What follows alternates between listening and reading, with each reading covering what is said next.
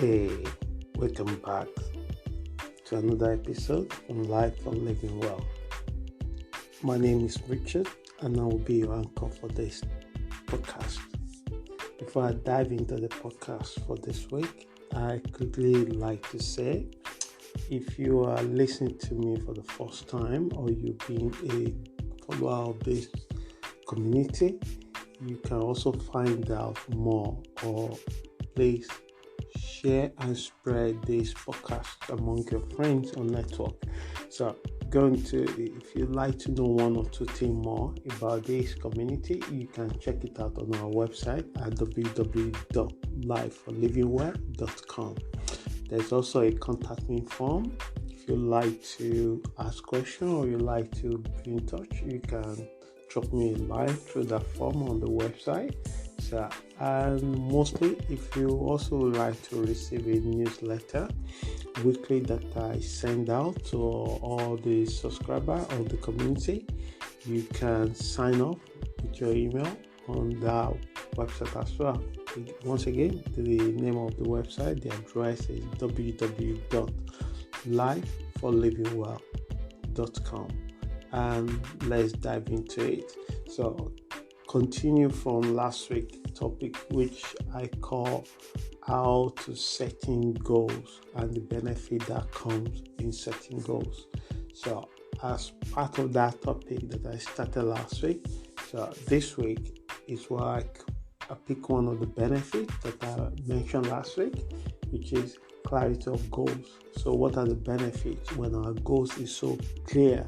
When we have done the work and identify where we want to be, we might not always know the answer how to get there, but we know where we want to be.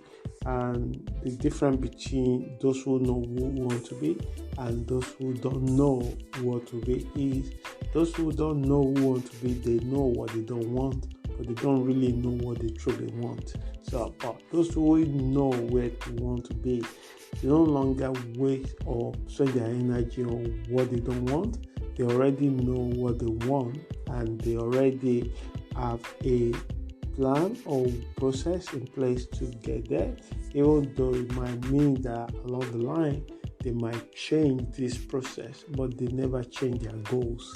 They never change their end goals. So the process of getting there might change because so many things will happen along the line that you have no control by it. So again, the topic for this week is what I call clarity of goals and the benefits.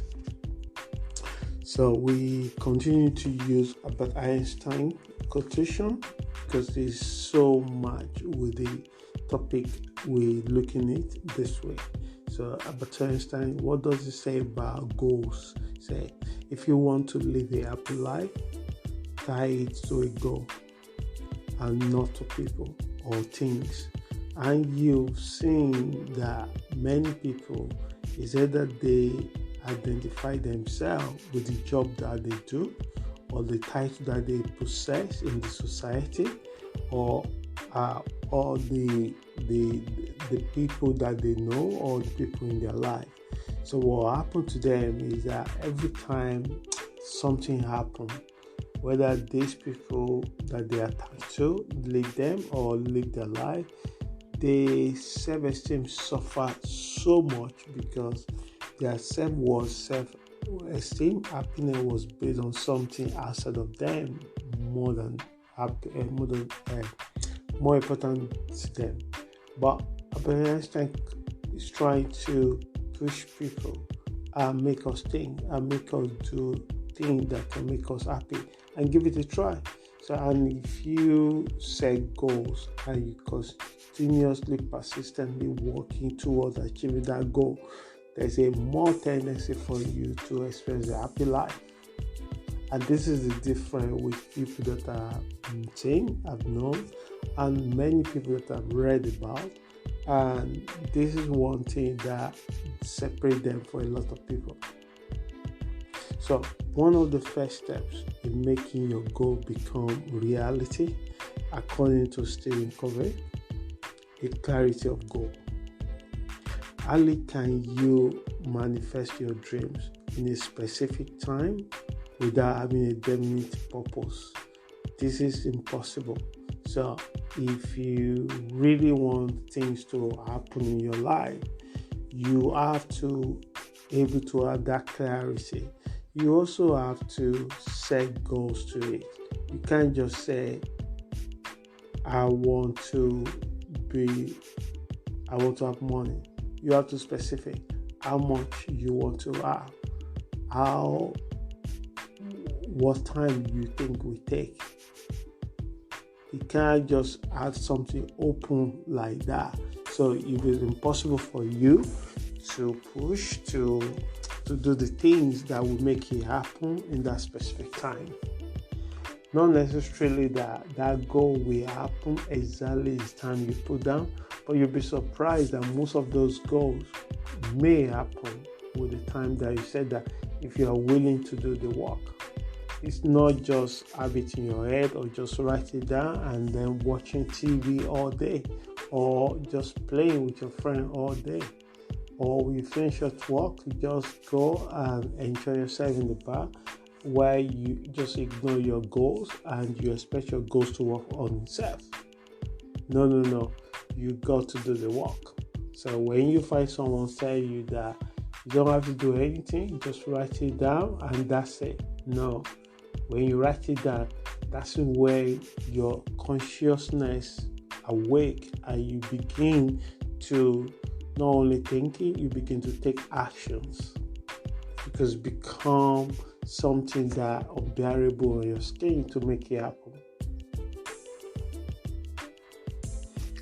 Only can you manifest your dreams in a specific time without having a definite purpose. Personally, I've found setting clear, specific, and tangible goals worthwhile many times. But why many people are not doing that is the question I ask myself. And for me, I set goals every day. I set goals yearly. I set goals weekly. I even set goals for the next 5 years. And those goals, I work on it every day.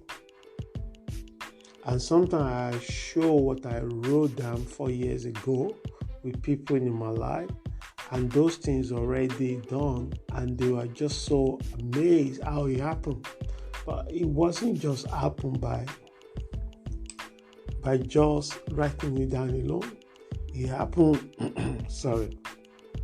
It happened when you write it down, you also manifest it. So when it is put down on paper, it becomes unbearable on you not to work on it. You begin to work on it every day. The one that you are conscious about and the one that you are not even aware it was there. But the moment you put it down, it becomes unbearable in your soul and you begin to work toward it. Sometimes you knock one door and the door is shut completely. You knock another door, they rejected you completely. But this is not your goal. This is part of the process, and you continue to knock more doors. And finally, one door open, and then boom, and that is the right door for you to work on. Someone told me that when his relationship ended, he thought that is the end. He never wanted to get involved with anything. But later, he began to thinking about it, have a lot of reflection about all the relationships they engage on, and he began to work on himself so much that he ended up becoming a relationship coach. And then he entered a new relationship, and I said, what is different? He said, I knew so much that I found myself to be where I didn't want to be, but it was the right place for me to be. That is someone that turned his situation, turned his experience as an opportunity for growth. Perhaps he's written it down for personal growth in his list. But the way this growth come, it wasn't the growth that he was intentional about it. But the one I'm asking you to consider to embrace into your life is intentional goals, things that you want and you want to make happen, you write it down and you begin to work on it.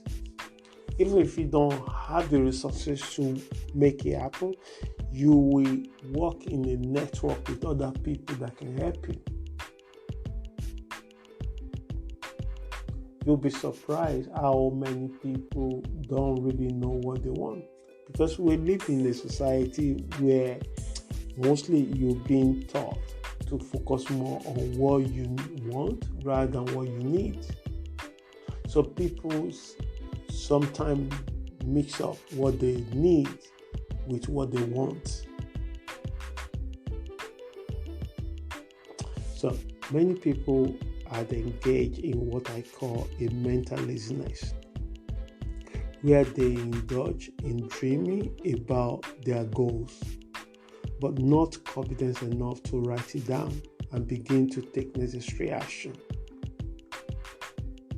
Often, those goals we write down are the goals that have the capacity to make our dreams come to life.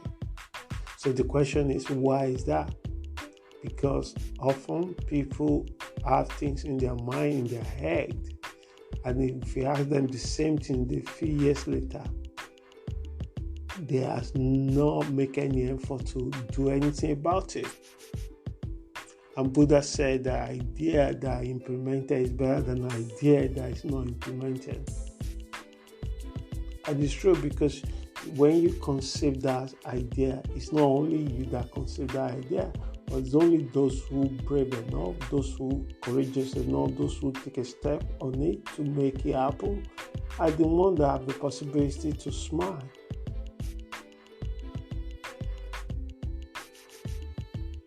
So because there is impetus and energy to seek and take appropriate action, so those actions may require re-educate yourself, maybe go back to school, learning again, taking up a new job. Maybe you've been doing your particular job for years and you are not really learning anything new from it, or your income has not gone beyond the level that you wanted, and you are also afraid to step out and start with a new thing in case you fail. So, but once you write the goal, you begin to overcome this kind of self-sabotaging thoughts and behavior, changing our habits and behaviors. So because some of the things that is obstacles on our way is our habits. We don't like too many things change. We like comfort, and we like that comfort to remain the same without disruption. It is not a coincidence that all great achievers have one thing in common: a clarity of purpose and goal. When you know what you want and how to get there, you no longer ask why.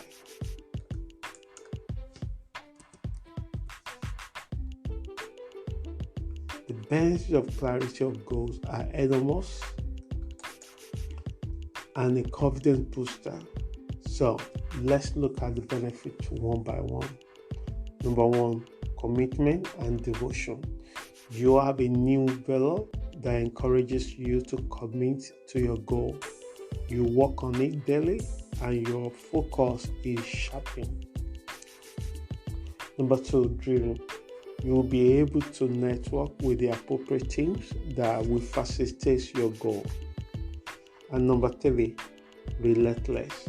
There will be a time you may be discouraged or set back, but being relentless will keep you going. Number four, hope. Writing your goals down will increase your hope, and you need hope to invest time upfront towards your goals, because it's not something that will just happen easily. Sometimes it's not easy if you are a person that likes to get out from your bed at 7 o'clock or 7:30 or 8 o'clock, but you also start working at 9 o'clock. So It's not something to change your habit, change your behavior, to say, okay, I'm going to get up 6 o'clock. So I'm going to spend the first 1.5 hours on myself to do what I really, really love. Maybe you always like to write, or you like to have your own podcast. So you want to spend time to do research, to write the article, to write the script down, to reflect on it. And you create more time for yourself, that you get up early in the bed and you work on your goals.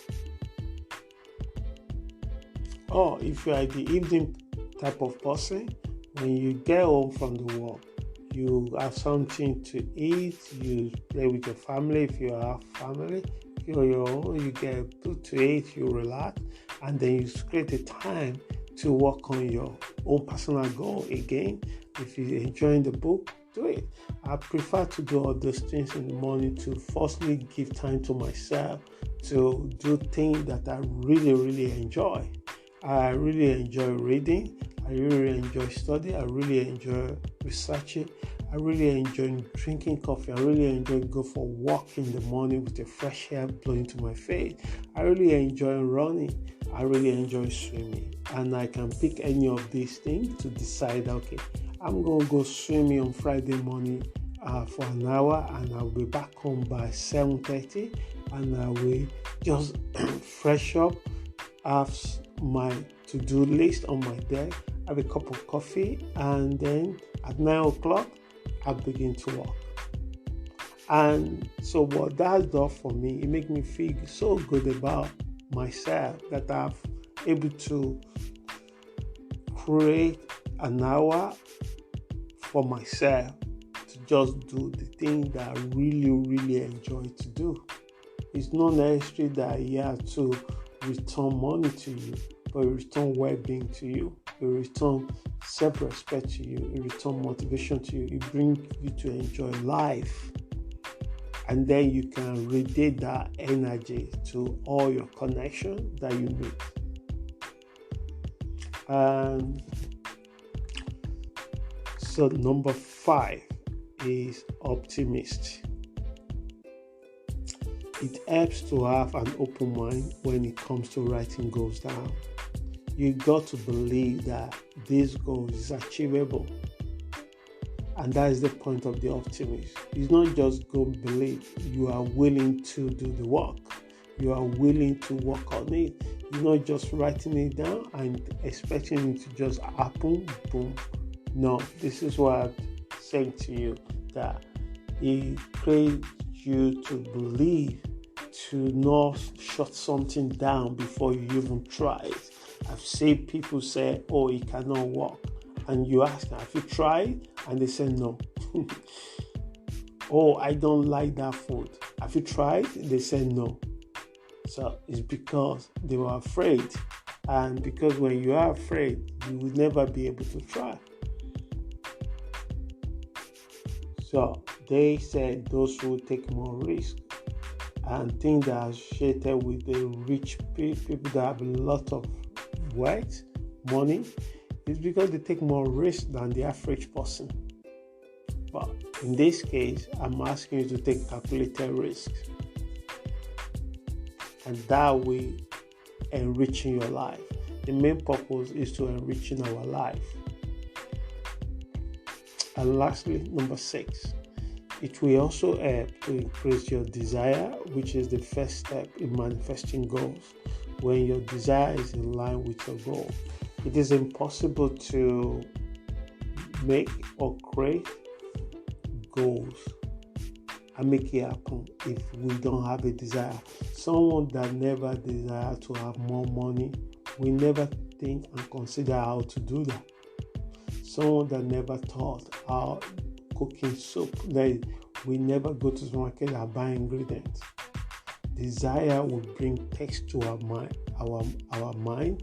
Desire will open our heart, make it hunger to go and open the door that is already closed. There's a good passage in the Bible that says, "Ask and shall be given."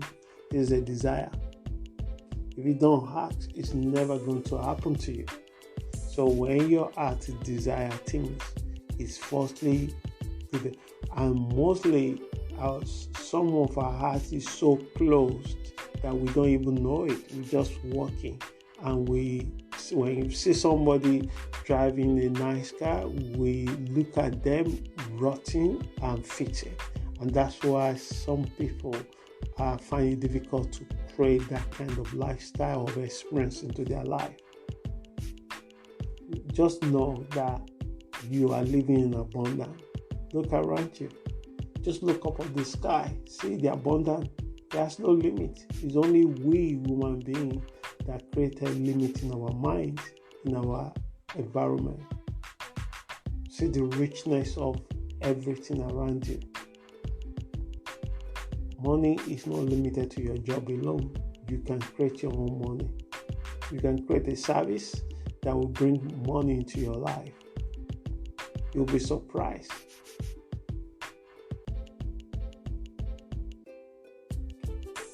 So, to bring this to the end, these are few I can think of and that I have observed in those that have made a habit of achieving their goals. Today, I work on developing the habit of setting clarity of goals, and I hope this podcast helps someone. If you'd like to know one or two things about clarity of goal, I suggest pick one of the book of Stephen Covey. It's really, really powerful books, and the book that will help you, 7 Habits of Successful People. I hope you have an amazing week. Until we meet again, please stay safe and ciao.